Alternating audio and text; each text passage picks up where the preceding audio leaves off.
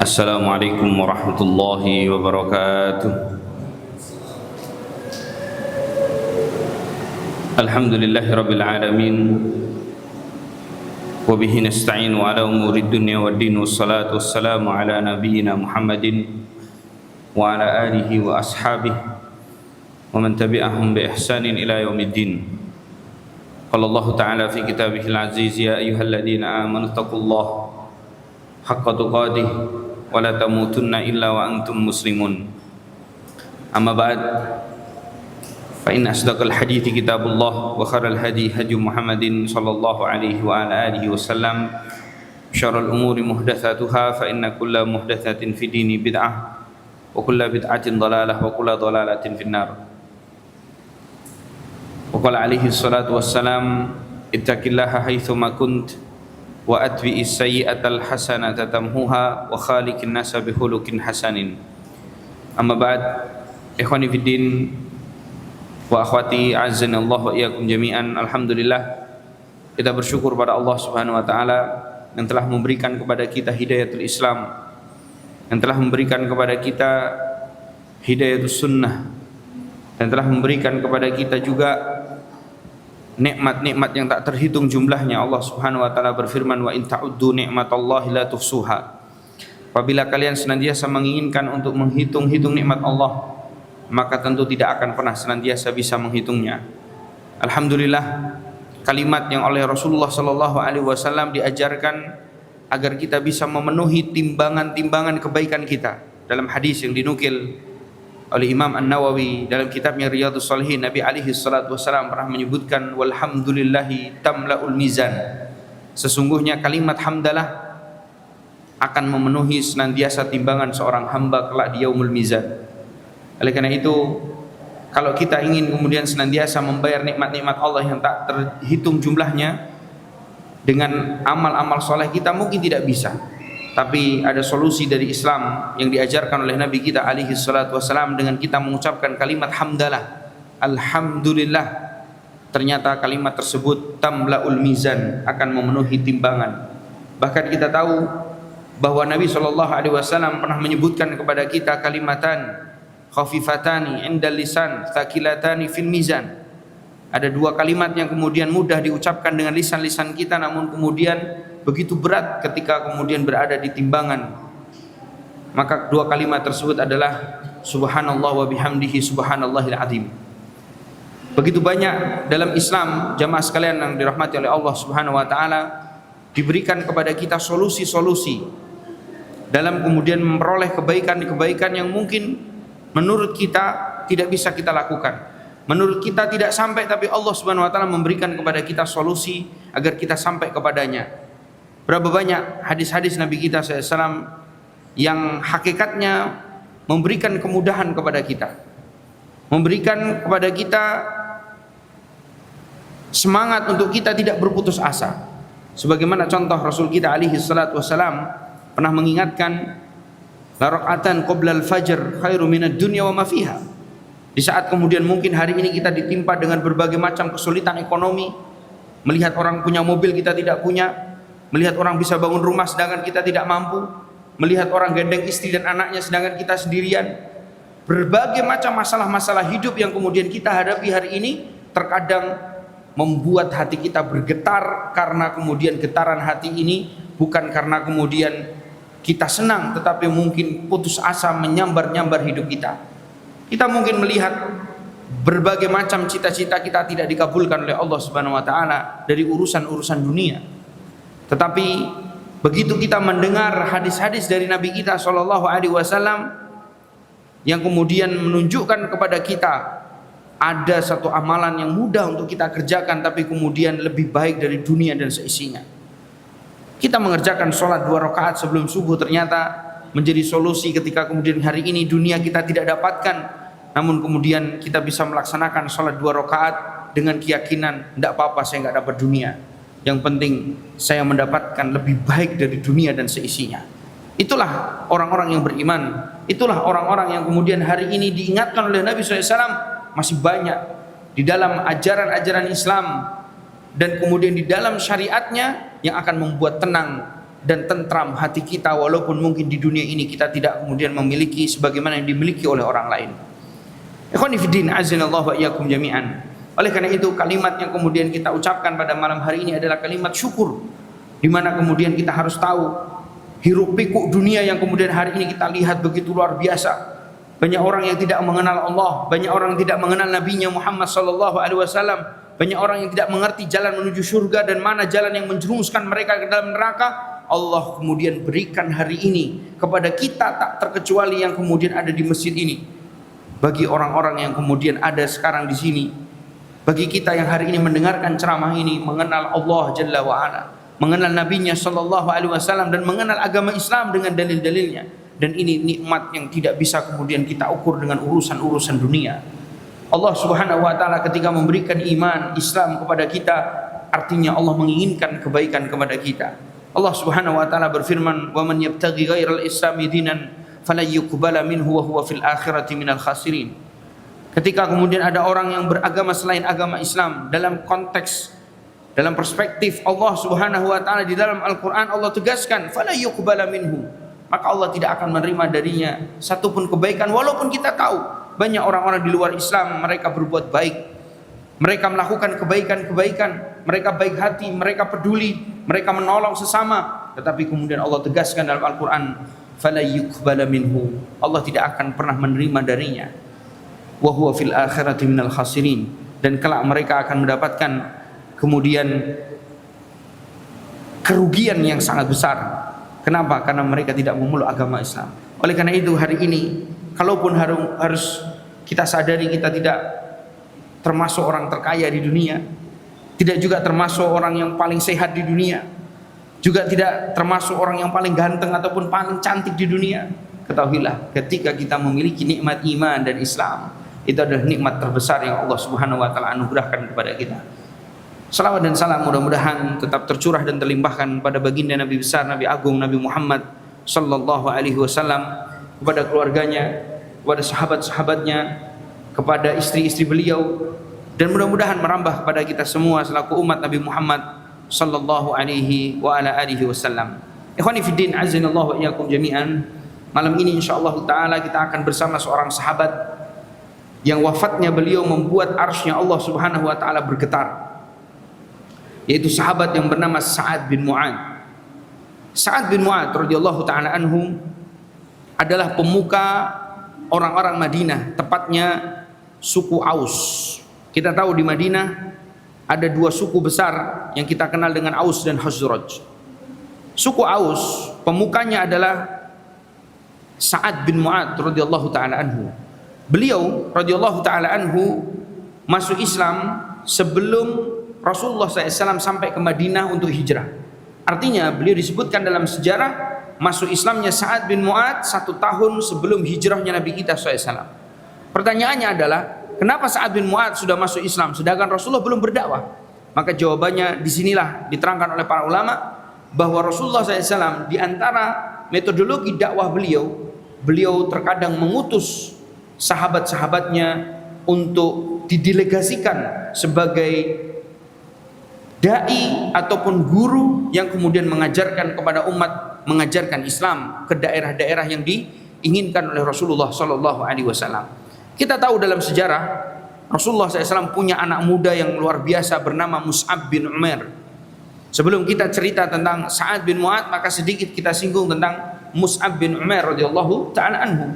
Kita tahu Mus'ab bin Umair adalah seorang anak muda yang dulunya adalah anak muda yang paling digandrungi oleh wanita-wanita Quraisy pada saat itu. Nabi SAW pernah mengatakan dalam sabdanya, tidak pernah aku dapati seorang anak muda yang lebih harum parfumnya melebihi Mus'ab bin Umair radhiyallahu ta'ala anhu.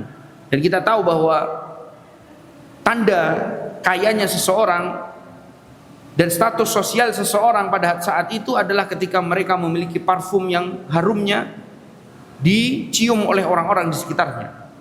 Bahkan hari ini pun kita tahu bahwa misik yang diterangkan oleh para ulama dalam lisan al-Arab itu adalah misik yang bisa didapati dari benjolan yang ada dalam paha kijang yang kala itu baru selesai kawin. Itu menunjukkan di situ kata para ulama untuk mendapatkan misik yang asli butuh effort yang besar. Kenapa? Harus mencari rusa yang baru kawin atau kijang yang baru kawin, lalu kemudian terdapat benjolan di sana, lalu disitulah kemudian dikeluarkan ya benjolan tersebut, lalu kemudian disitulah menghasilkan misik yang asli.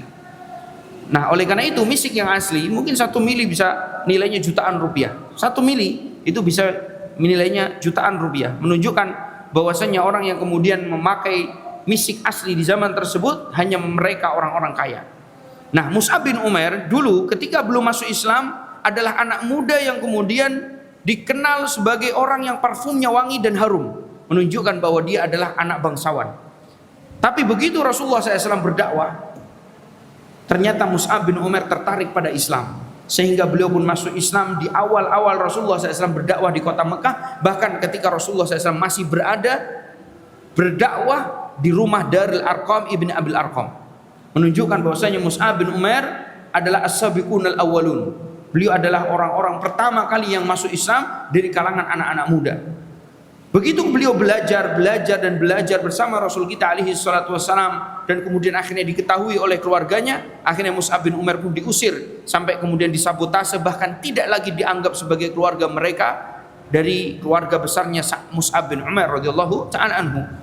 Sehingga Rasulullah sallallahu alaihi wasallam ketika menyebutkan dalam hadis riwayat Imam Bukhari dan Imam Muslim dari jalan Abu Hurairah radhiyallahu ta'ala anhu, manakala beliau menyebutkan ada 7 golongan orang yang kelak di akhirat akan mendapatkan naungan Allah Subhanahu wa taala di hari di mana di akhirat tersebut tidak ada naungan kecuali naungan Allah Jalla wa ala. Hadis tersebut kita sangat sering kali mendengarnya, ya, di mana Rasulullah SAW bersabda, sab'atun yudhilluhumullah fi dhillihi yauma la dhilla illa dhilluh. 7 golongan tersebut oleh Nabi SAW disebutkan, satu di antaranya adalah syabun nasya'a fi ibadatillahi azza wa jalla. Ternyata ada satu dari 7 tersebut adalah mereka anak-anak muda yang kemudian hidup tumbuh dewasa dan besarnya di dalam ketaatan kepada Allah Subhanahu wa taala. Dan para ulama kita terkadang tidak jarang menyinggung anak-anak muda dari para sahabat adalah Mus'ab bin Umair radhiyallahu ta'ala anhu. Kenapa? Karena Mus'ab bin Umair telah kemudian memberikan contoh kepada kita sejarah yang gilang gemilang. Beliau meninggalkan gemerlap dunia, beliau meninggalkan kekayaan keluarga dan bahkan kasih sayang mereka terhadapnya untuk kemudian senantiasa mengambil agama yang Allah Subhanahu wa taala senantiasa ridhoi atasnya, yaitu agama Islam.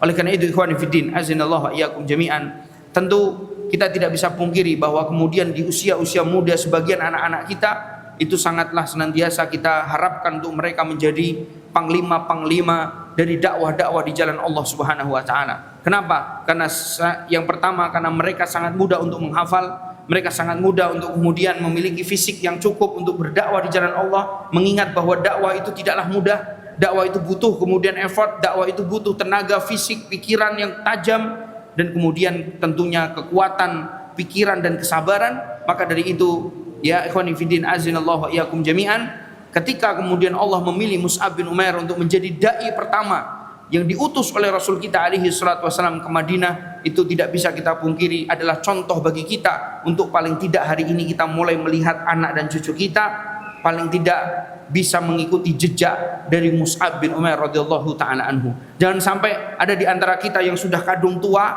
yang sudah terlanjur, kemudian kita sudah usia, kemudian kita terlambat tidak bisa memiliki kesempatan untuk menjadi anak muda yang tumbuh besar dalam ketaatan kepada Allah, namun ternyata itu berlanjut pada anak kita bahkan cucu kita, waliyadzubillah.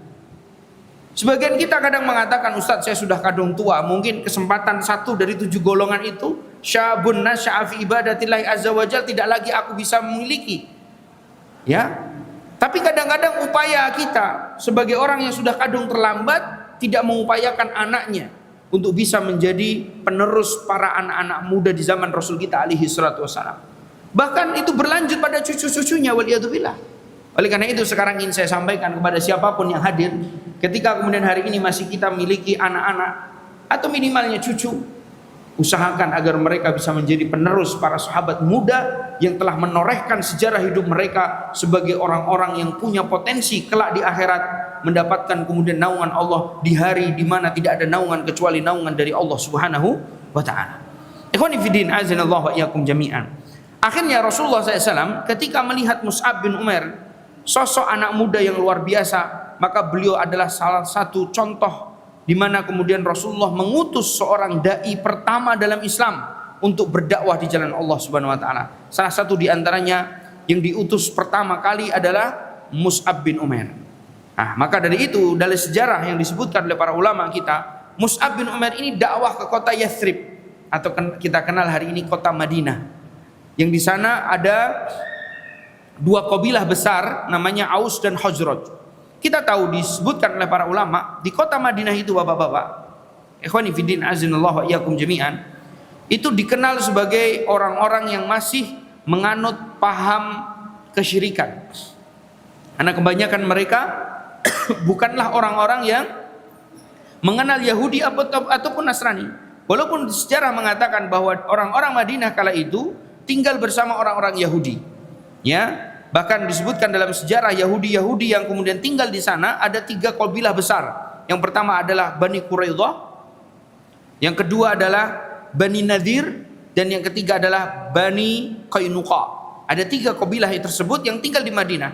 Namun mereka tidak berbaur langsung dengan orang-orang Madinah. Mereka punya kompleks sendiri, mereka punya kampung sendiri, tapi mereka punya perjanjian damai dengan penduduk Madinah. Tapi disebutkan oleh para ulama, penduduk Madinah kebanyakan mereka adalah orang-orang musyrik. Orang-orang yang kemudian sudah banyak menganut agama kesyirikan kepada Allah Subhanahu wa taala. Nah, disebutkan dalam sejarah sebelum Mus'ab bin Umair itu datang ke kota Madinah, ada seorang yang dikenal sebagai Rasul Munafikin. Di zaman Rasul kita SAW dia akan menjadi aktor orang-orang munafik. Dan sekaligus ingin kita jelaskan bahwa kemudian ternyata sebab kesesatan seseorang, menyelewengnya seseorang itu disebabkan bukan hanya hawa nafsu saja, tapi bisa jadi faktor terbesarnya adalah hasad. Kita tahu bahwa Abu Jahal salah satu kemudian menolak Nabi Muhammad untuk menjadi seorang nabi adalah yang pertama karena hasad ada pada dirinya. Ternyata dalam sejarah pun disebutkan Abdullah bin Ubay bin Salul yang merupakan pemimpin orang-orang munafik sekalipun ternyata tidak sukanya dengan Nabi Muhammad disebabkan karena hasad ada pada dirinya. Kenapa? Karena Abdullah bin Ubay bin Salul itu sebelum datangnya Mus'ab bin Umair oleh orang-orang Madinah itu diagung-agungkan. Bahkan ya, orang ini disebutkan oleh para ulama dikenal sebagai rahib, sebagai orang yang pandai agama, orang yang piawai menjawab pertanyaan-pertanyaan dan masalah-masalah di sekitar masyarakat kota Madinah. Sehingga tidak jarang di antara mereka terkadang yang memanggil Abdullah bin Ubay bin Salul sebagai ar-rahib, sebagai orang yang paham agama. Sehingga kebiasaan orang-orang Madinah memanggil dia dan mengagungkan serta menghormati ya Abdullah bin Ubay bin Salul inilah yang ternyata kata para ulama menghalangi orang tersebut bisa memeluk agama Islam. Oleh karena insyaallah ta'ala habis ini kita akan ceritakan bagaimana anak beliau ternyata sebenarnya termasuk sahabat dekat Nabi kita SAW, masuk Islam pada saat itu, namanya Abdullah bin Abdullah bin Ubay bin Salul. Tapi kenapa ayahnya tidak masuk Islam? Itu yang disebutkan oleh para ulama, disebabkan karena iri dengki yang ada pada dirinya kepada Nabi kita alaihi salatu wassalam. Kita lanjutkan, ketika Mus'ab bin Umair datang ke kota Madinah, ikhwani fiddin azinallahu wa iyyakum jami'an, maka beliau pun berdakwah. Dan dari dakwah yang disampaikan oleh Mus'ab bin Umair, banyak di antara orang-orang Madinah akhirnya masuk Islam dan mengenal Nabi Muhammad SAW walaupun mereka belum pernah bertemu. Kenapa? Karena Mus'ab bin Umair berdakwah, membacakan Al-Quran, membacakan hadis-hadis Nabi kita SAW. Sehingga dari suku Aus dan Khazraj itu ternyata mayoritas sudah mengenal Mus'ab bin Umair dan akhirnya masuk Islam. Nah, kondisi dan keadaan seperti inilah yang kemudian akhirnya Abdullah bin Ubay bin Salul mulai kepanasan, mulai melihat kenapa orang-orang Madinah tidak lagi kemudian datang ke rumahku. Kenapa ini orang-orang Madinah tidak lagi ketika aku datang tidak lagi mencium tanganku, tidak lagi menunduk-nunduk di hadapanku. Maka kemudian keadaan itu diperiksa dan kemudian dilihat oleh Abdullah bin Ubay bin Salul, ternyata ya sebabnya adalah karena kedatangan seorang anak muda yang bernama Mus'ab bin Umair dari kota Mekah. Disinilah kemudian akhirnya Abdullah bin Ubay bin Salul datang kepada Sa'ad bin Mu'ad. Sa'ad bin Mu'ad ini dulunya belum masuk Islam. Ya, beliau ini radhiyallahu taala anhu ya punya keluarga namanya keluarga Bani Ashhal. Kabilah besar yang ada di suku Aus itu hampir mayoritas semuanya menjadikan Sa'ad bin Mu'ad sebagai pemimpin mereka. Jadi kalau kita katakan bahwa Sa'ad bin Mu'ad ini siapa Ustaz? Maka kita katakan Sa'ad bin Mu'ad ini tokoh masyarakat di suku Aus. Tepatnya ya dia adalah pemimpin utama dari keluarga Bani Ashhal. Nah, karena kemudian Abdullah bin Ubay bin Salul tahu bahwa Sa'ad bin Mu'ad ini orang sangat berpengaruh di sana, maka datanglah Abdullah bin Ubay bin Salul untuk kemudian mendatangi Sa'ad bin Mu'ad untuk mengusir Mus'ab bin Umair. Ya, untuk mengusir Mus'ab bin Umair. Akhirnya kemudian ya Abdullah bin Ubay bin Salul memprovokasi Sa'ad bin Mu'ad. Akhirnya kemudian Sa'ad bin Mu'ad pun terprovokasi. Datanglah Sa'ad bin Mu'ad ini diceritakan oleh sebagian sahabat ridwanullah alaihim ajmain kisah tentang masuk Islamnya Sa'ad bin Mu'ad. Berawal dari kebencian, berawal dari provokasi, berawal dari kemudian situasi yang kemudian kadang kita tidak inginkan. Ikhwani fiddin azanillahu wa iyyakum jami'an. Terkadang dalam dakwah itu kita dapati hal-hal seperti itu. Ana dulu 2010 ngajar di Makassar. Saya ngajar di sebuah masjid. Awalnya saya hanya jamaah biasa. Tapi karena sang imam kadang sering terlambat atau kadang-kadang imam tidak hadir, ya, ada Pak RW yang ada di situ meminta saya untuk jadi imam. Karena melihat saya mungkin pakai peci, saya pakai sarung, saya pakai baju jubah, sehingga terlihat mungkin saya akhirnya kenalan, ditanya, "Bapak dari mana?" Saya bilang saya ngajar di pesantren ini. "Oh, Masya Allah, kenapa kok tinggalnya di sini?" "Oh ya, saya beli rumah di sini." Akhirnya kenal. Akhirnya kemudian saya maju jadi imam. Pada akhirnya kemudian saya memberanikan diri untuk menyampaikan 1-2 kalimat, 1-2 hadis untuk kemudian bisa didengar oleh masyarakat di sekitar. Akhirnya di awal kami dakwah dulu, banyak orang-orang yang kemudian mungkin tidak suka karena tidak terbiasa masjid itu didengarkan bacaan-bacaan Al-Quran ataupun dibacakan hadis-hadis Nabi. Bahkan saya terkadang menyinggung hal-hal yang mungkin di masyarakat, masalah-masalah kontemporer yang terkadang banyak kontroversi saya sebutkan di situ. Akhirnya kemudian ada di antara tokoh-tokoh masyarakat yang notabene mereka para dosen datang ke saya. Teriak-teriak depan saya, "Anda ini siapa? Anda ini masih muda. Siapa kok bisa-bisanya ceramah begini dan begitu?" Di awal kita kadang-kadang ikhwan fillah azinallahu wa iyyakum jami'an ditolak. Tapi subhanallah, bahkan hari ini saya sudah tidak di Makassar. Saya sudah tidak lagi kemudian tinggal di sana dan tidak lagi memiliki rumah di sana. Tapi dakwah yang menjalankan di masjid itu ternyata adalah orang-orang yang di awal dulu ternyata menolak kita. Subhanallah. Yang menjalankan dakwah di masjid tersebut justru orang yang di awal menolak kita. Oleh karena itu sunnatullah azza wa jalla, ketika kemudian kita berdakwah, ketika kemudian kita hari ini ya senantiasa menyampaikan kebaikan, yang perlu diketahui oleh kita adalah ketika kita berdakwah pasti ada penolakan. Tapi bagaimana kemudian dakwah kita sukses atau tidak, tinggal bagaimana kita memanage persoalan yang kemudian pasti kita akan hadapi tersebut. Kalau kita tidak sabar, kemudian kita lari, kita pergi, kita kemudian bahkan menghindar atau bahkan kemudian kita ya berkata kasar atau kemudian tidak sesuai dengan apa yang diajarkan oleh Nabi SAW, malah kita mungkin mengeluh, maka mungkin dakwah kita akan tidak sukses di sana. Tapi ketika kemudian kita sabar, kita tahu bahwasanya dakwah itu butuh as-sabru ala ada'u fihi, maka yang akan kita dapatkan justru orang-orang yang pertama kali menolak kita adalah orang-orang yang akan meneruskan estafet dakwah kita. Sebagaimana kisah tentang Sa'ad bin Mu'ad ketika beliau tidak suka dengan Mus'ab bin Umair, sampai dia mengatakan kepada siapa? Kepada Mus'ab bin Umair, "Ya akhi Makkah, wahai saudaraku dari Makkah, kamu sudah tahu, kau sudah membuat gaduh di kota ini. Sekarang kamu pergi, atau kemudian kalau tidak mau kau pergi dari tempatku ini, dari kotaku Madinah ini, maka kau anggap saja hari ini kau akan dikuburkan di Madinah ini." Diancam oleh Sa'ad bin Mu'ad, Mus'ab bin Umair radhiyallahu taala anhu. Dai pertama Rasulullah diancam oleh Sa'ad bin Mu'ad. Tapi subhanallah, di antara hikmah dakwah dan kenapa Rasulullah SAW mengutus Mus'ab bin Umair, karena Mus'ab bin Umair seorang anak muda yang tenang, seorang anak muda yang cerdas, seorang anak muda yang tidak gerusak-gerusuk, dan sekaligus seorang anak muda yang tidak memiliki sama sekali ketakutan kecuali kepada Allah Subhanahu wa taala. Sehingga kemudian Mus'ab bin Umair mengatakan, "Wahai tuanku Sa'ad, kalau engkau memang ingin mengusirku, demi Allah aku mau, silahkan kalau usir aku. Tetapi sebelum kau kemudian usir aku dan aku pun pergi dari kotamu ini, apakah engkau tidak mau mendengarkan apa yang saya sampaikan kepada umatmu? Apakah engkau tidak mau mendengarkan apa yang biasa aku bacakan kepada mereka sehingga mereka sekarang berubah, tidak sama seperti dulu?" Maka kemudian Sa'ad bin Mu'adz pun mengatakan, "Ala risliki, fadhal, ente duduk, ente sampaikan. Tapi setelah ente sampaikan, ente pergi," kata Sa'ad bin Mu'adz.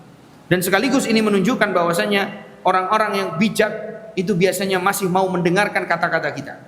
Maka dari itu, ikhwani fiddin, azinallahu wa iyyakum jami'an. Tapi ini pun kita kalau lihat dari sisi psikologis, tidak mungkin Sa'ad bin Mu'adz akan mengatakan itu kalau seandainya Mus'ab bin Umair tidak hikmah. Coba bayangkan kalau Mus'ab bin Umair diusir, malah dia sama-sama tegang, sama-sama dia punya kuda-kuda juga sudah siap, kira-kira mau berkelahi begitu, kira-kira bagaimana? Mungkin Sa'ad bin Mu'adz tidak perlu omong, langsung ditebas lehernya, mungkin dipukul langsung, diusir. Tapi ketika kemudian Mus'ab bin Umair tenang, dia mengatakan bahwasanya kalau memang engkau menginginkan aku pergi, saya akan pergi, tapi tolong dengarkan kalimat saya ini. Maka ini adalah dakwah hikmah. Oleh karena itu Nabi SAW mengingatkan kepada kita, ud'u ila sabili rabbika bil hikmati wal mau'izatil hasanah. Kita seringkali mendengar ayat ini Bapak Ibu, tapi kadang-kadang seringkali kita lupa bagaimana cara prakteknya. Kita seringkali datang ke teman-teman kita yang mungkin kemudian sama-sama ke masjid, kita nasihati dia, mungkin dia di awal menolak. Akhirnya ketika dia menolak, kita tinggal. Akhirnya ketika dia menolak atau dia berbicara kasar kepada kita, kita pun ikut berbicara kasar kepadanya. Maka apa yang terjadi? Dakwah kita gagal. Ingat bahwa Allah Subhanahu wa taala tidak akan membiarkan kita berdakwah kecuali pasti akan ada halangan dan rintangan. Bukankah begitu demikian jamaah? Ya, oleh karena itu lihat bagaimana respon dari Mus'ab bin Umair radhiyallahu taala anhu ketika kemudian diusir, bahkan diancam untuk dibunuh, beliau tenang. Beliau hikmah, beliau sabar, beliau menjelaskan dengan tenang. Akhirnya kemudian Sa'ad bin Mu'adz pun mendengarkan, akhirnya dibacakan ayat-ayat Allah Subhanahu wa taala, lalu kemudian Allah membukakan hati dari Sa'ad bin Mu'adz radhiyallahu taala anhu. Akhirnya Sa'ad bin Mu'adz masuk Islam, dan hari itu pula Sa'ad bin Mu'adz mengumumkan kepada seluruh keluarga Bani Ashhal untuk semuanya masuk Islam. Masya Allah. Oleh karena itu ikhwan fillah, azanallahu wa iyyakum jami'an. Kenapa Sa'ad bin Mu'adz begitu luar biasa di dalam sejarah Islam? Karena selain beliau memiliki sejarah dan catatan yang luar biasa yang insyaallah kita akan sampaikan, ternyata beliau adalah orang yang berpengaruh di keluarganya. Oleh karena itu saya ingin sampaikan kata-kata yang kemarin saya baru baca di tulisan truk di Semarang. Saya kemarin sebelum ke Bali, saya baca tuh tulisan di belakang truk, dan itu motivasi untuk kita. Kenapa Sa'ad bin Mu'adz ini orang hebat, dan bahkan wafatnya membuat arsy Allah bergetar? Salah satu di antaranya karena beliau menjadi aktor, karena beliau jadi pelaku, karena beliau adalah orang yang kalau dalam bahasa Jawa itu lakon. Dia itu berarti jadi aktornya dalam masuknya Islam banyak di antara orang-orang Madinah. Oleh karena itu ada kalimat yang kemarin saya baca, ojo mung dadi penonton tapi dadiyo lakon. Maksudnya apa bahasa Indonesianya? Karena teman-teman Bali mungkin belum paham ya, tapi kalau yang sudah biasa di Jawa mungkin ini paham. Jangan cuma jadi penonton, tapi jadilah aktor, pemain. Kenapa? Karena satu hari nanti kita akan dihisap oleh Allah Subhanahu wa taala. Jangan suka jadi orang-orang yang hanya berpangku tangan dalam dakwah. Kalau bisa kita yang menyampaikan, kalau bisa kita yang menyebarkan, kalau bisa kita yang menasihati, kalau bisa kita yang menjadi orang yang sabar, kalau bisa kita orang yang menjadi orang yang bertawakal kepada Allah. Jadilah aktor-aktor kebaikan dalam Islam. Oleh karena itu ikhwani fiddin, azanallahu wa iyyakum jami'an. Akhirnya Sa'ad bin Mu'adz pun berdakwah bersama Mus'ab bin Umair.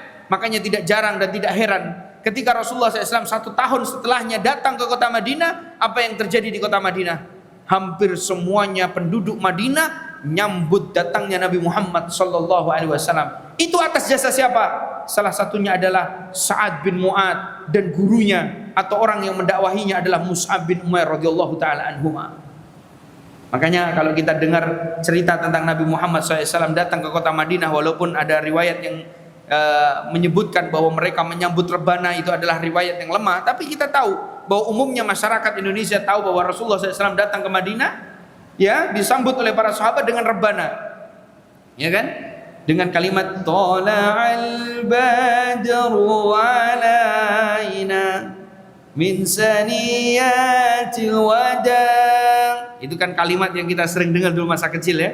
Itu kan kalimat yang walaupun riwayat ini lemah, ya, ingin saya sampaikan riwayat ini lemah, tapi para ulama kita, ya, terkadang menghadirkan riwayat ini di mana penduduk Madinah pada saat itu begitu bahagia dan senang ketika datangnya Nabi Muhammad SAW. Bayangkan, Nabi Muhammad belum menginjakkan kakinya ke Madinah, tapi dakwah sudah masuk ke ruang-ruang dan kamar-kamar rumah-rumah kaum muslimin di kota Madinah atas jasanya dua manusia, Mus'ab bin Umair dan Sa'ad bin Mu'ad radhiyallahu ta'ala anhuma. Ikhwani fiddin, azanallahu wa iyyakum jami'an. Salah satu keutamaan Sa'ad bin Mu'ad bukan hanya memasukkan banyaknya kaum muslimin, ya, ke agama Islam di kota Madinah, tetapi beliau pun dalam sejarah telah menorehkan sebagai orang yang membuat semangat orang-orang Ansor berjihad di jalan Allah. Disebutkan oleh para ulama kita, di antaranya Imam Ibnu Hisham rahimahullahu taala dan ulama syiar yang lainnya, bahwa di tahun kedua Hijriah kita tahu ada namanya perang Badar. Kita kenal namanya perang Badar, terjadi di bulan Ramadan, ya, tahun kedua Hijriah. Sejarah menyebutkan bahwa Nabi alaihi salatu wassalam ketika mengajak mereka para sahabat yang jumlah pasukan pada saat itu hanya 312, ada yang mengatakan 313. Ternyata awal dari ajakan Nabi Muhammad bukan untuk berperang, tapi ajakan di awal beliau hanya mengajak para sahabat yang ala dhahirah, yang sudah siap saja untuk ikut bersama Nabi kita alaihi salatu wassalam, menemani beliau menghadang para pedagang, ya, orang-orang kafir Quraisy yang datang dari Syam menuju ke Mekah, yang dipimpin oleh Abu Sufyan kala itu. Jadi niatnya cuma menghadang para pedagang sehingga gak perlu pakai persenjataan lengkap. Makanya Rasulullah SAW mengajak mereka menuju ke Badar itu bukan siap untuk berperang, tapi siapnya untuk sekedar, ya, menghadang pasukan atau menghadang para pedagang, sehingga mereka tidak butuh tameng, tidak butuh perlengkapan seperti panah-panahan yang lengkap, tombak dan seterusnya, nggak butuh. Mungkin hanya mereka bawa pisau atau kemudian pedang-pedang yang ada di tubuh mereka. Sehingga begitu kemudian Rasulullah sampai di Badar, ternyata kabarnya berubah. Ya, Rasulullah mendapatkan kabar bahwasanya yang harusnya datang adalah pasukan dari para pedagang, ternyata tidak. Dhamdham bin Amr, ini ada sosok orang yang bernama Dhamdham bin Amr yang membocorkan apa yang diinginkan Rasulullah SAW pada saat itu. Jadi Dhamdham bin Amr ini mengabarkan kepada Abu Jahal bahwasanya pasukan atau pedagang-pedagang kota Mekah dihadang, akan dirampas hartanya oleh Nabi Muhammad, sehingga mereka mengutus seorang utusan untuk Abu Sufyan tidak lewat ke arah Badar, ya, tidak lewat ke arah Badar, mereka disuruh untuk memutar ke Jeddah. Nah, disinilah kemudian Abu Jahal menyuruh dan mengumpulkan semua pasukan yang ada di Mekah untuk menyerbu Rasul kita SAW di Madinah, yaitu di Badar. Ya, dikumpulkan tidak kurang dari 1.000 pasukan. Bahkan ada seorang yang kemudian disebutkan di sini, sedikit saya sampaikan sejarah. Sesungguhnya pada saat itu, jamaah yang dimuliakan oleh Allah Subhanahu wa taala, orang-orang Mekah ini sesungguhnya sudah tahu bahwa mereka ini akan kalah. Dari mana Ustaz riwayatnya? Disebutkan oleh Sofiyah binti Abdul Muthalib. Jadi bibinya Nabi Muhammad pada saat itu masih ada di Mekah. Tahun kedua Hijriah, Abbas bin Abdul Muthalib yang waktu itu sudah masuk Islam, dan bibinya Rasul kita alaihi salatu wassalam, ya, Sofiyah binti Abdul Muthalib, itu masih ada di Mekah walaupun mereka sudah masuk Islam. Siapa itu Sofiyah? Sofiyah ini ibu dari Zubair bin Awam, ya, bibinya Nabi Muhammad sallallahu alaihi wasallam. Itu masih ada di Mekah. Sofiyah sepekan sebelum terjadinya perang Badar bermimpi, jamaah. Ini disebutkan oleh Al-Imam Ibnu Hisham dalam riwayat di mana Sofia ini bermimpi. Dalam mimpinya itu beliau melihat ada laki-laki besar yang naik ke Jabal Abu Qubais yang ada di dekat Ka'bah. Lalu kemudian laki-laki itu melemparkan batu-batu besar. Dilemparkan batu-batu besar, dan tidaklah batu-batu itu turun dan masuk ke semua tidaklah turun kecuali masuk ke semua rumah-rumah dari pemuka ataupun tokoh-tokoh Quraisy. Jadi batu itu menghancurkan rumah-rumah tokoh-tokoh Quraisy. Begitu terbangun, maka mimpinya ini diceritakan kepada saudara-saudaranya dari Bani Hashim dan Bani Abdul Muttalib, tak terkecuali sampai ke telinga Abu Jahal dan juga ke telinga Umayyah bin Khalaf. Kemudian orang-orang kala itu mengatakan sesungguhnya ini adalah mimpi yang ditafsirkan akan terjadi musibah besar di kota Mekah. Akan mati dan akan tumbang beberapa tokoh-tokoh Quraisy. Bayangkan Pak. Tapi mereka nggak tahu kapan terjadinya, karena ini 1 pekan sebelum terjadinya perang Badar. Begitu kemudian Abu Jahal mengumumkan bahwasanya Muhammad menghadang Nabi kita alaihi salatu wasallam, menghadang Abu Sufyan di Badar, lalu kemudian Abu Jahal mengumpulkan 1000 pasukan dan memaksa semua pemuka Quraisy harus ikut. Disitulah mereka mulai memviralkan kembali mimpi yang dilihat oleh Sofia binti Abdul Muttalib. Wah, jangan-jangan mimpi yang kemarin dilihat oleh Sofia itu ini jawabannya.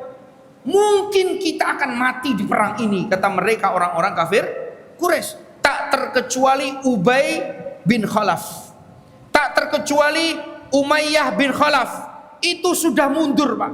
Mundur nggak mau perang.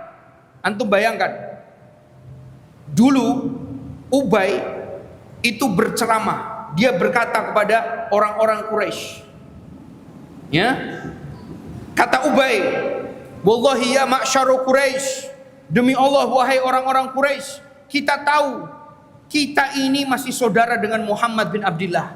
Kita masih saudara dengan Abu Bakar, dengan Umar, dengan Utsman, dengan Ali. Mereka adalah mungkin keponakan, mereka adalah paman-paman kita, mereka adalah saudara-saudara kita. Untuk apa kita kemudian berperang, kata Ubay bin Khalaf? Untuk apa kita berperang? Abu Jahal nggak terima. Abu Jahal nggak terima kalau kemudian pasukan yang sudah terkumpul 1000 harus digembos-gembosi oleh sebagian teman-temannya sendiri. Nggak terima. Bayangkan, Ubay bin Khalaf mengatakan apa? Sudahlah, kalian jangan perang. Kita tetap di sini saja. Kenapa? Karena Ubay di sininya terekam mimpi dari Sofiyah binti Abdul Muttalib. Bisa jadi ini momentum di mana kemudian mereka bisa jadi mati di perang ini. Sehingga dia ingatkan kepada siapa? Kepada kaumnya, kepada orang-orang Quraisy. Jangan kalian berperang. Ini perang persaudaraan ini namanya. Bayangkan. Tapi subhanallah, kalau tidak licik, kalau tidak provokatif, siapa kalau bukan Abu Jahal? Abu Jahal mengatakan, ya, wallahi, kata Abu Jahal, demi Allah aku tidak pernah melihat di tengah-tengah orang Mekah yang lebih berani dari Ubay bin Khalaf.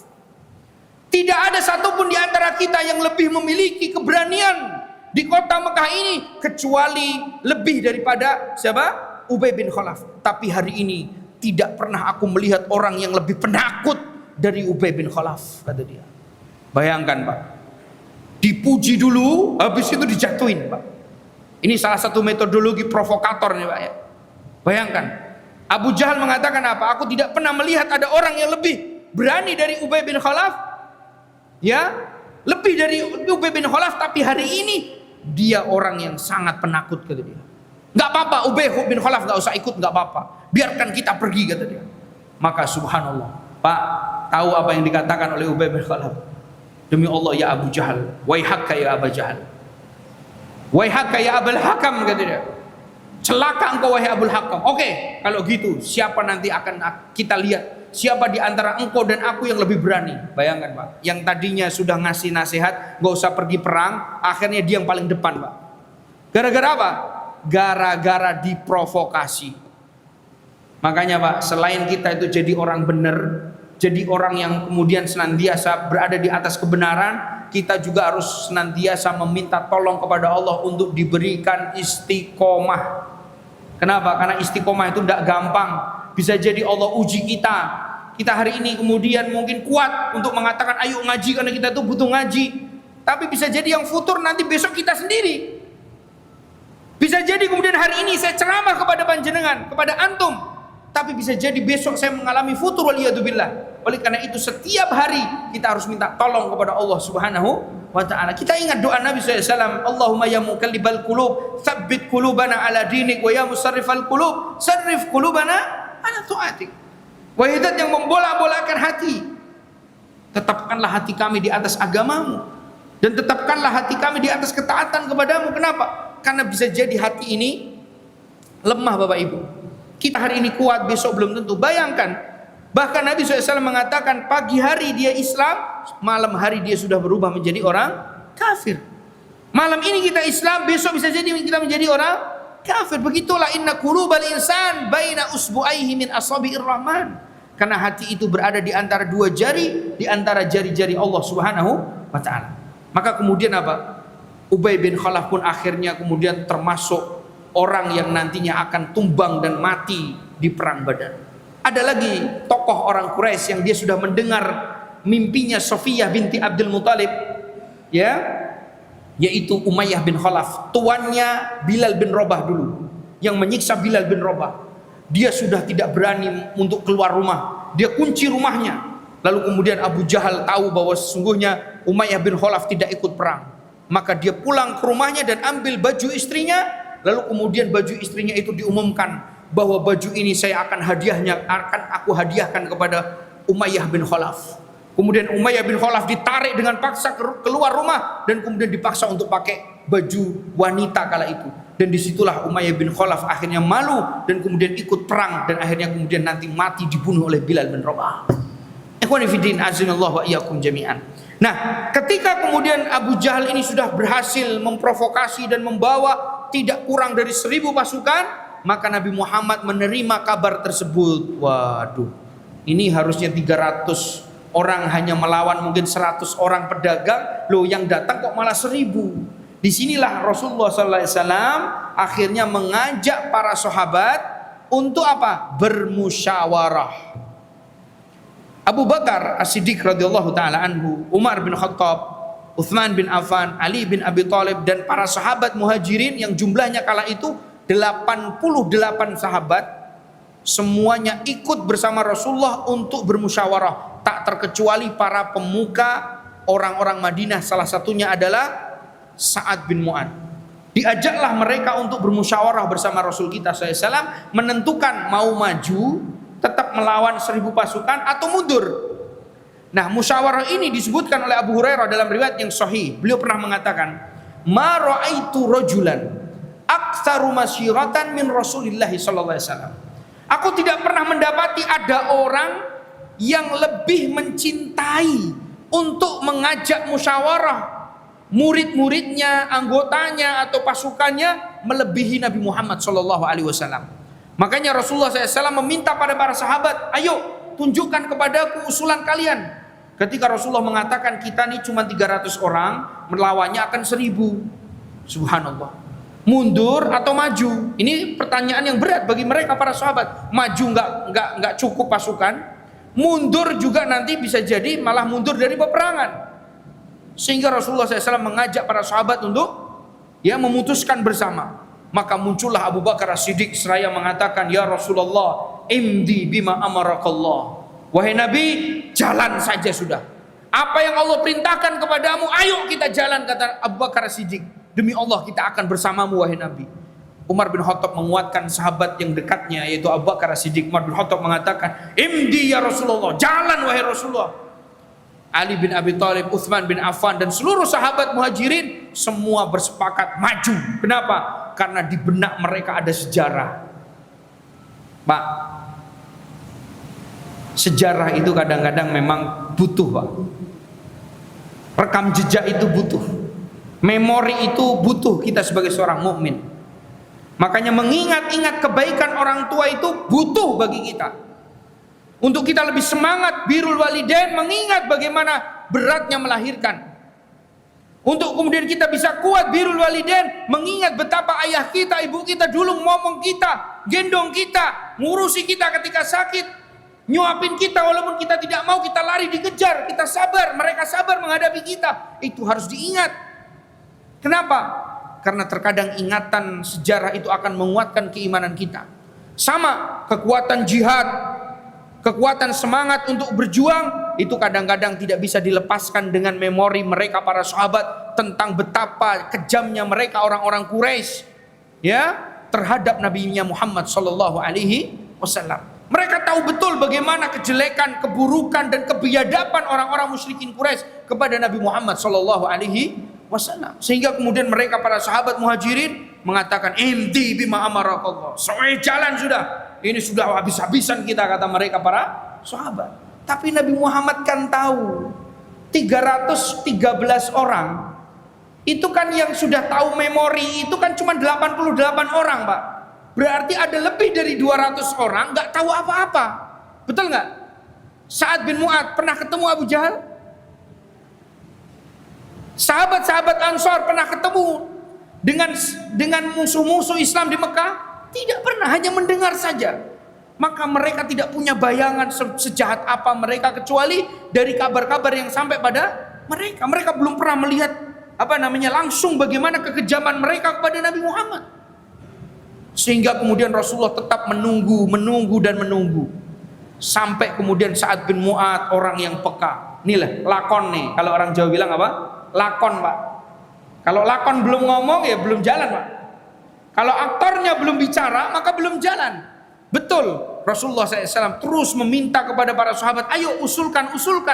Kenapa? Karena orang-orang Ansor masih terdiam semuanya.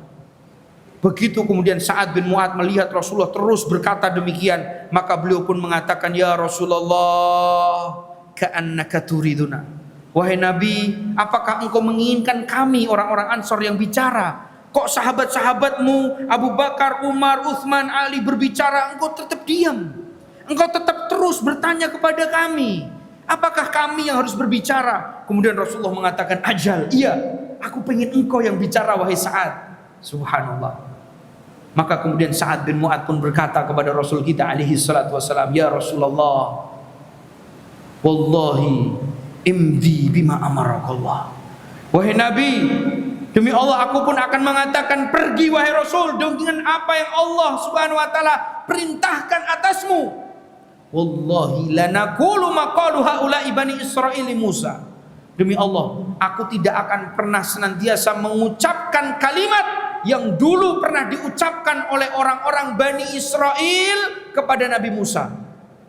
Pak, apa sih yang dikatakan oleh orang-orang Bani Israel kepada Nabi Musa?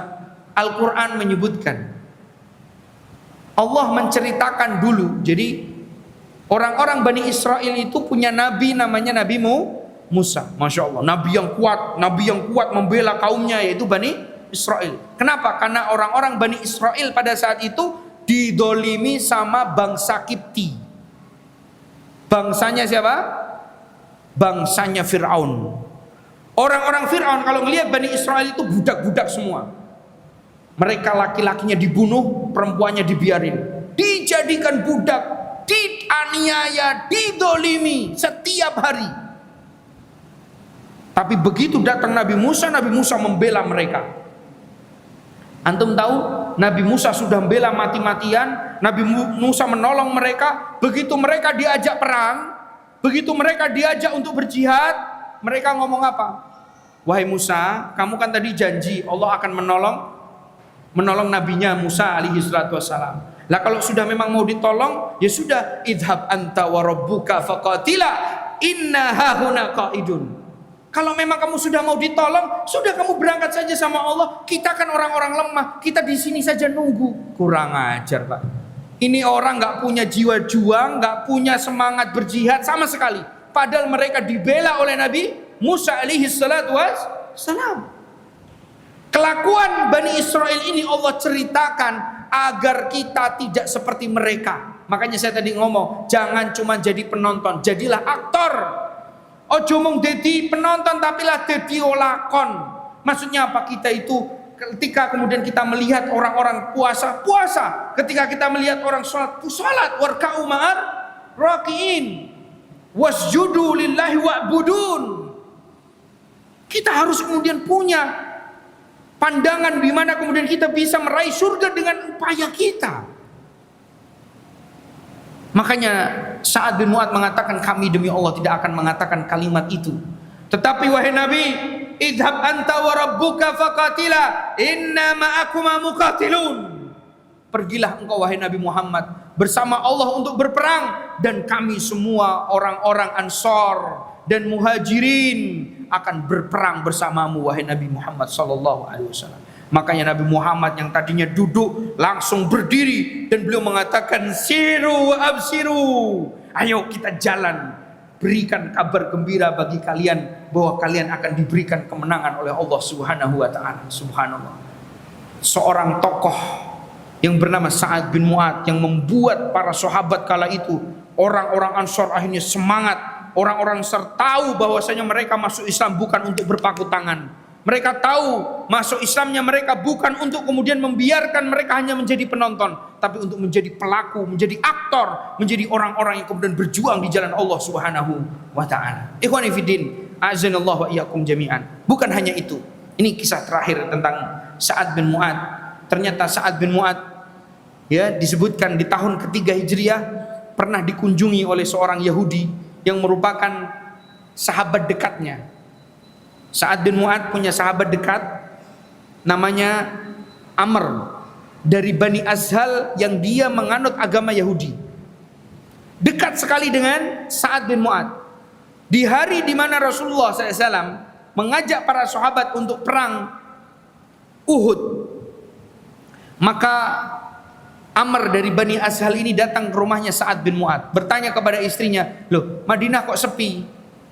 Suamimu mana?" Sa'ad bin Mu'adz. Kata istrinya, Sa'ad bin Mu'adz pergi ke Uhud.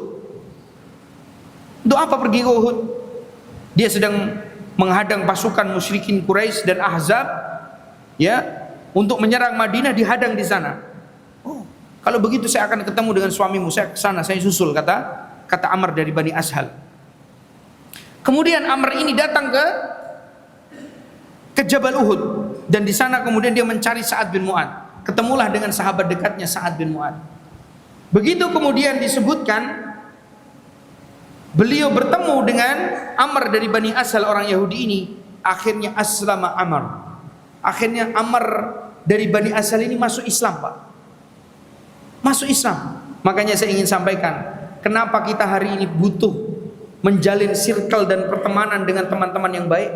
Kenapa? Karena Nabi SAW pernah mengingatkan, al-mar'u ala dini khalilih falyanzur ahadukum man yukhalil. Seseorang itu agamanya dilihat pada agama teman dekatnya. Maka lihatlah kepada siapa kita berteman. Lihat, orang Yahudi bisa masuk Islam disebabkan karena teman dekatnya masuk Islam. Bayangkan kalau hari ini kita muslim dan memiliki teman-teman yang kemudian bisa kita pengaruhi untuk mereka bisa mengenal Islam, luar biasa. Bayangkan Nabi SAW pernah mengingatkan, la ayyahdiyallah bika rajulan wahidan khairul laka min humrin na'am. Demi Allah, engkau memberikan hidayah kepada seorang hamba yang tadinya tidak mengenal Islam menjadi mengenal, yang tadinya tidak mengenal sunnah menjadi mengenal sunnah. Subhanallah, apa yang kemudian dijanjikan oleh Rasul kita alaihi salatu wassalam, itu lebih baik engkau ya mendapatkan itu daripada engkau mendapatkan unta merah, harta termahalnya orang-orang Arab.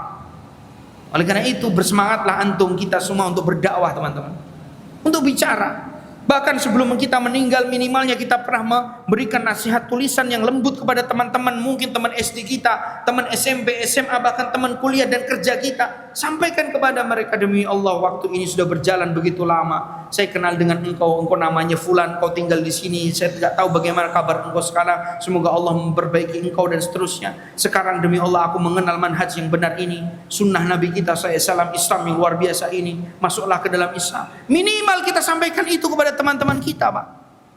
Kenapa? Karena ini adalah kalimat terbaik yang oleh Allah Subhanahu wa taala sampaikan di dalam Al-Qur'an. Wa man ahsanu qawlan mimman da'a ila Allah. Adakah ucapan yang lebih baik dari seseorang yang mengajak manusia menuju Allah Subhanahu wa taala? Tidak ada. Maka berdakwah, ajak orang-orang untuk mengenal Islam. Ini penting sekali. Lihat bagaimana pengaruh Sa'ad bin Mu'adz. Begitu kemudian Amr waktu itu dia berkunjung ke Madinah dan bertemu di medan Uhud, ternyata subhanallah, Sa'ad bin Mu'adz melihat sahabatnya pun masuk Islam. Asyhadu an la ilaha illallah wa asyhadu anna Muhammadar Rasulullah. Ingat, inna sahiba sahib, teman itu menarik. Makanya kalau kita sudah pernah jadi teman-teman kita, kok kita belum bisa narik dia di kebaikan, kita belum menjadi teman baiknya dia. Ya, akhirnya kemudian dalam sejarah teman-teman rahimani wa rahimakumullah, akhirnya Sa'ad bin Mu'adz melihat temannya yang kala itu baru masuk Islam disuruh pulang. Kamu pulang, kamu mandi, kamu sholat dulu di sana, mungkin nunggu kami, gak usah ikut perang dulu. Tapi kata sahabatnya Amr, enggak, aku ingin langsung ikut jihad. Subhanallah. Maka beliau pun langsung ikut jihad di hari itu di waktu duha. Dia belum punya kewajiban sholat subuh karena waktu subuh belum masuk Islam. Dia juga belum berkewajiban untuk kemudian sholat duhur. Kenapa? Karena dia masuk Islamnya sebelum duhur dan perangnya sebelum duhur. Sehingga dia berperang dan meninggal sebelum duhur. Subhanallah. Makanya Abu Hurairah menyebutkan dalam riwayat yang sahih, beliau pernah berkata kepada para tabi'in ketika beliau sedang mengisi pengajian seperti ini di Masjid Nabawi. Abu Hurairah bertanya kepada para tabi'in, ayo, kalian tahu tidak ada orang lam yasjud lillahi sajdatan wahida fahuwa min ahli jannah. Tahu nggak kalian, kata Abu Hurairah bertanya kepada para tabi'in, kalian tahu nggak ada orang nggak pernah sama sekali sholat tapi dia penduduk surga? Para tabi'in, yo nggak ada lah. Sholat itu kan tiang agama, Pak. Ya? Kok bisa-bisanya ada orang nggak sholat masuk surga? Subhanallah, kata Abu Hurairah, ada. Namanya Amr dari Bani Ashal, teman dekatnya Sa'ad bin Mu'adz radhiyallahu taala anhu. Kenapa? Karena beliau masuk Islam sebelum diwajibkan atasnya apa? Sholat subuh, dan beliau wafat sebelum dia diwajibkan atasnya sholat duhur. Tapi dia meninggal di jihad di jalan Allah Subhanahu wa ta'ala. Masya Allah, Allahu Akbar. Ikhwani fiddin, azanallahu wa iyyakum jami'an. Dari situlah kita bisa paham bahwa kemudian di dalam sejarah Islam mengajarkan kepada kita sosok Sa'ad bin Mu'adz. Kenapa beliau wafat dan arsy-Nya Allah Subhanahu wa ta'ala bergetar? Karena beliau memiliki jasa yang luar biasa dalam Islam. Bahkan Nabi SAW menyebutkan dalam riwayat yang sahih, beliau pernah mengatakan, lau najar rajul min dabdatil qabr la naja Sa'ad bin Mu'adz. Kalau seandainya ada orang yang selamat dari himpitan liang lahat, maka yang lebih pantas untuk selamat adalah Sa'ad bin Mu'adz radhiyallahu taala anhu. Maka menunjukkan bahwasanya Sa'ad bin Mu'adz orang yang kemudian luar biasa dan tinggi derajatnya di sisi Allah Subhanahu wa taala. Karena apa? Karena beliau berjuang dalam Islam. Karena beliau memberikan pengaruh besar kepada teman-teman dan keluarganya untuk masuk Islam. Karena beliau radhiyallahu taala anhu menjadi lakon atau aktor dalam perjuangan Islam. Maka dari itu, siapapun di antara kita yang hari ini sudah mengenal Islam, maka jadilah aktor-aktor dalam Islam. Kalau kita tidak bisa jadi imam, mungkin kita bisa jadi muadzin. Kalau kita tidak bisa menjadi muadzin karena mungkin suara kita pas-pasan, mungkin bisa menjadi orang yang suka nyapu di masjid.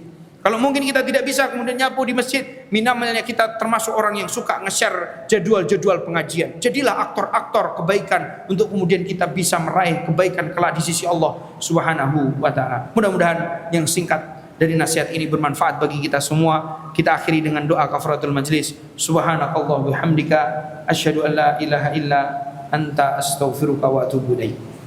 Sudah masuk waktu Isya. Kita akhiri. Assalamualaikum warahmatullahi wabarakatuh.